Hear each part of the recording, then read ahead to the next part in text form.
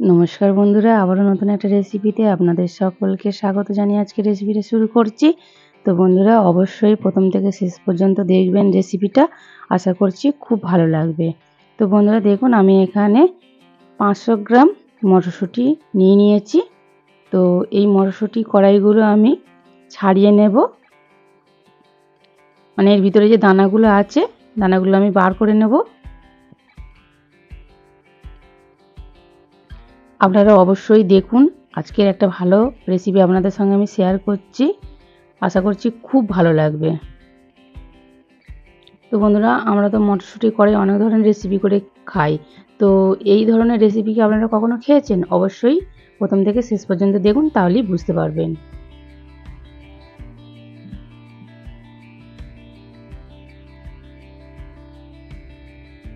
দেখুন বন্ধুরা, মটরশুঁটি কড়াইগুলো কিন্তু বেশিরভাগটাই নরম।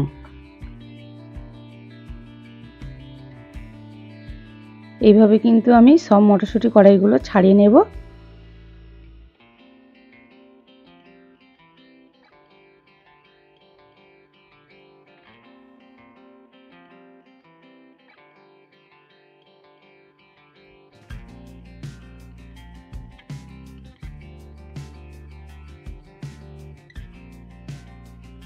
তো দেখুন, মটরশুঁটি কড়াইগুলো সব ছাড়িয়ে নিয়েছি, এতগুলো হয়েছে।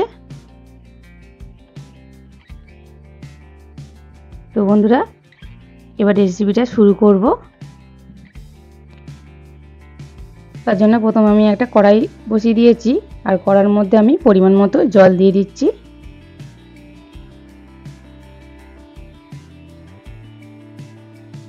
এবার জলের মধ্যে দিয়ে দেব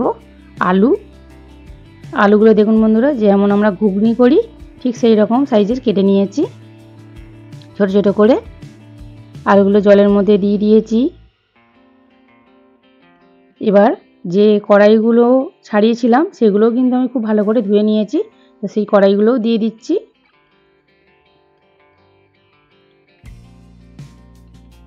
ভালো করে একটু মিশিয়ে নেব।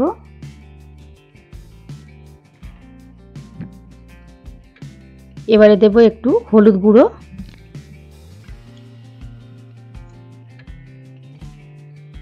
দিয়ে আবারও খুব ভালো করে মিশিয়ে নেব।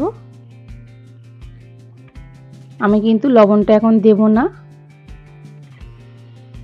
খুব ভালো করে মেশানো হয়ে গেছে। এবার আমি একটা থালা ঢাকা দিয়ে দেব, দিয়ে আমি ভালো করে সিদ্ধ করে নেব, কিন্তু একদম গলিয়ে আমি সিদ্ধ করব না। তো বন্ধুরা, আমি থালাটা খুলে নিচ্ছি। তো দেখে নেব আলুগুলো সিদ্ধ হয়ে গেছে, কড়াই তো সিদ্ধ হয়েই যায়, তো আলুগুলো সিদ্ধ হয়েছে কি দেখে নেব একবার।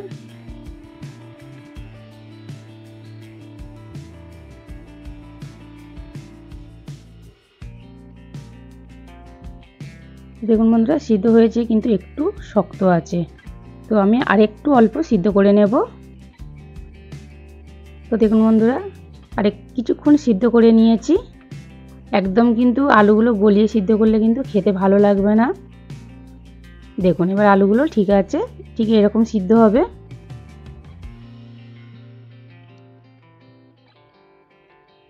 আলু কড়াই দুটোই খুব ভালোভাবে সিদ্ধ করে নিয়েছি। এবার আমি নামিয়ে নেব।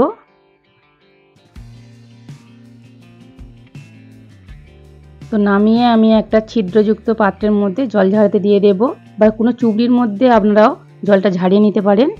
তারপর কড়াই বসিয়ে দিয়েছি, কড়াই গরম হয়ে গেছে, কড়ার মধ্যে আমি সরিষার তেল দিয়ে দিচ্ছি।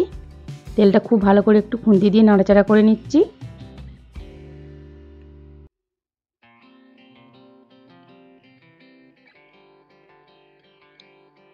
এবার দিয়ে দেব 2-3টে কাঁচা লঙ্কা, 2 টুকরো করে নিয়েছি। লঙ্কাগুলো একটু ভাজা করে নেব। তো দেখুন লঙ্কাগুলো ভাজা করে নিয়েছি। এবার আমি কড়াই আর আলু জল ঝেড়ে নিয়েছি খুব ভালো করে, দেখুন। এবার দিয়ে দেব তেলের মধ্যে, দিয়ে একটু নাড়াচাড়া করে নিচ্ছি।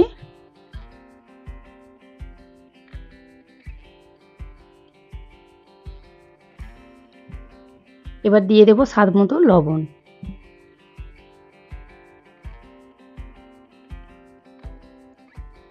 লবণটা এবার খুব ভালো করে কড়াই আর আলুর সাথে মিশিয়ে নেব।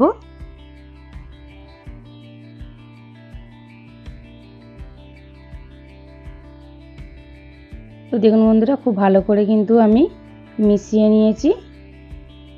এবার কিন্তু এইগুলো ভেজে নেব খুব ভালো করে।